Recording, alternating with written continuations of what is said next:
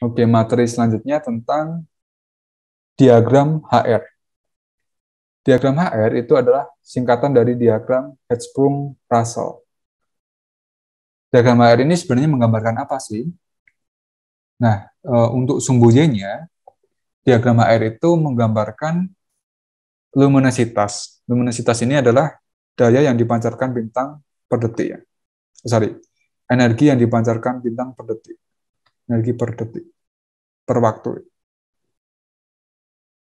Atau daya ya.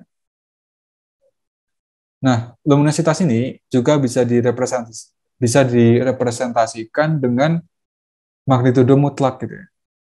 Magnitudo mutlak itu adalah magnitudo yang dilihat pada jarak 10 parsec.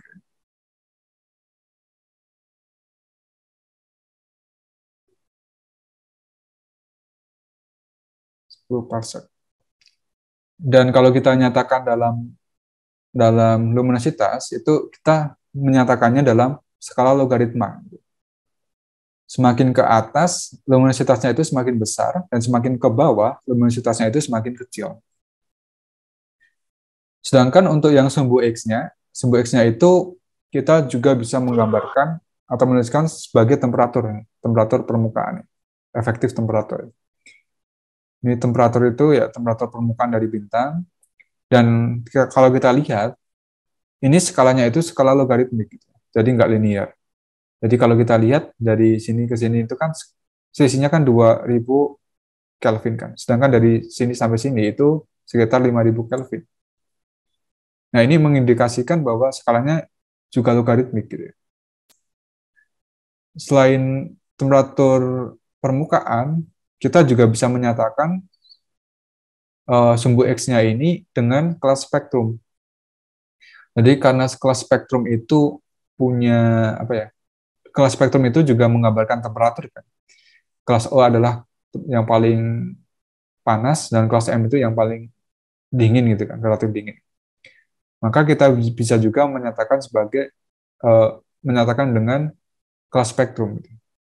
Dan ada lagi kita bisa menyatakan sumbu X-nya ini dengan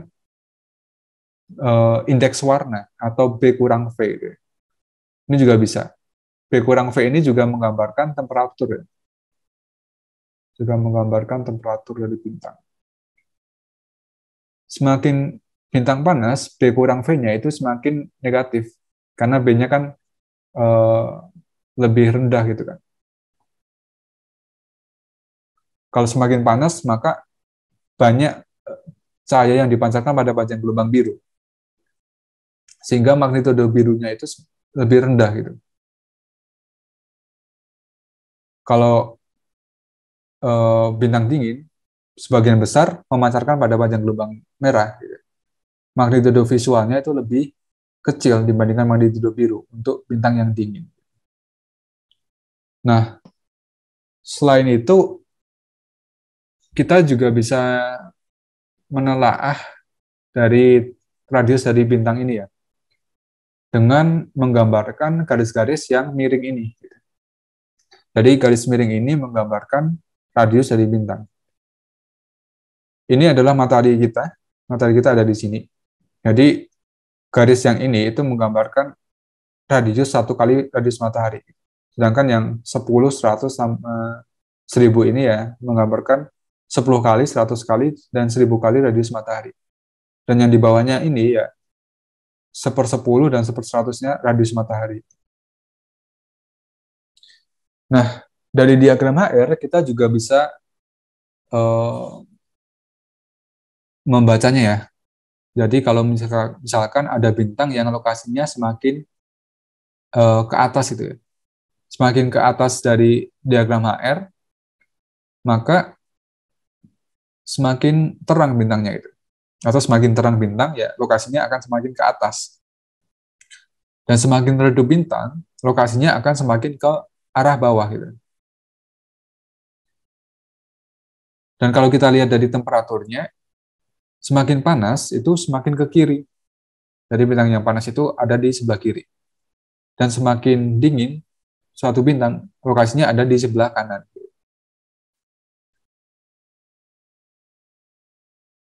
Kemudian kita juga bisa melihat pengelompokan bintang di diagram HR. Jadi ada bintang deret utama ya.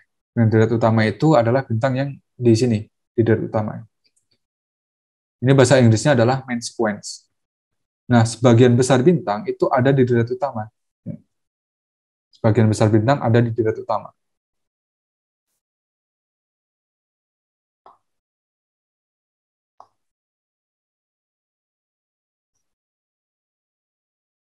Kenapa hal ini bisa terjadi? Karena di deret utama itu bintang menghabiskan waktu paling lama. Jadi sebenarnya umur bintang itu juga diukur adalah umur yang ada di deret utama. Di deret utama ini, bintang mengalami proses yaitu pembakaran hidrogen menjadi helium. Dan setelah hidrogennya habis untuk dibakar, maka si bintang itu akan membakar helium menjadi karbon. Dan pembakaran helium itu butuh temperatur pusat dan tekanan pusat yang jauh lebih tinggi dibandingkan pembakaran hidrogen. Maka dari itu, karena butuh temperatur dan tekanan yang lebih tinggi, maka selubung dari bintang itu akan mengembang ya. Karena temperatur dan tekanan di pusatnya kan lebih tinggi. Karena temperaturnya lebih tinggi, maka tekanan dari radiasi dan tekanan dari gasnya itu akan menekan bintangnya itu untuk melebar. Jadi setelah di deret utama dia akan berpindah ke sini, ke raksasa. Nah, tahap raksasa ini ya tahap setelah deret utama. Dan matahari itu juga akan mengalami proses ini, proses menjadi raksasa, sekitar 5 miliar tahun yang akan datang. Dan ketika matahari sudah menjadi raksasa, orbit bumi itu akan kemakan matahari. Jadi ya udah kiamat itu, 5 miliar tahun ke depan. Karena ya bumi udah kemakan matahari. Raksasa di sini, kemudian ada juga Maharaksasa. Maharaksasa itu ya sepanjang ini ya. Nah, Maharaksasa ini juga terjadi setelah raksasa ya. Jadi untuk raksasa ini, kalau misalkan pembakaran heliumnya sudah habis, dia juga akan membakar karbon kan. Dan dia akan berpindah posisi. Jadi ke sini gitu. Tapi ada juga bintang-bintang yang dari deret utamanya itu udah panas banget itu. Jadi bintang-bintang yang kelas O, yang sangat panas, yang ukurannya gede itu. Dia tidak akan mengalami masa raksasa, tapi langsung super giant. Dari sini langsung ke sini. Gitu. Nah, kemudian ada juga bintang KT putih. Bintang KT putih ini ada di bawah sini. Nah, KT putih ini sebenarnya adalah sisa bintang gitu ya, ibaratnya. Jadi bintang kalau setelah akhir masa hidupnya itu bisa mengakhiri jadi black hole atau jadi bintang neutron atau jadi bintang KT putih gitu ya. Nah, untuk bintang-bintang yang bermasa besar biasanya dia akan meledakkan diri. Jadi karena di dalam bintangnya itu tekanannya tidak mampu untuk eh, menahan gaya gravitasi ya, maka bintangnya itu akan runtuh dan akan mengalami ledakan besar yang dinamakan supernova. Nah, supernova itu akhir akhirnya ya akan menjadi black hole ataupun akan menjadi bintang neutron. Bintang neutron itu adalah bintang yang punya kerapatan sama dengan kerapatan di inti atom. Nah, untuk bintang-bintang yang kecil itu mengakhiri masa hidupnya menjadi planetary nebula. Jadi bintang-bintang yang kecil itu ya cuma melemparkan selubungnya. Dan setelah melemparkan selubungnya, dia akan berevolusi menjadi bintang KT putih ini. Dan bintang KT putih ini itu ya udah benar-benar akhir dari masa hidup bintangnya. Gitu. Dia lama-lama akan mendingin. Tapi mendinginnya itu butuh waktu yang sangat lama. Kemudian juga ada bintang KT merah. Bintang KT merah itu adalah bintang di daerah utama eh, yang masanya kecil. Karena masanya kecil, dia pembakarannya juga kecil.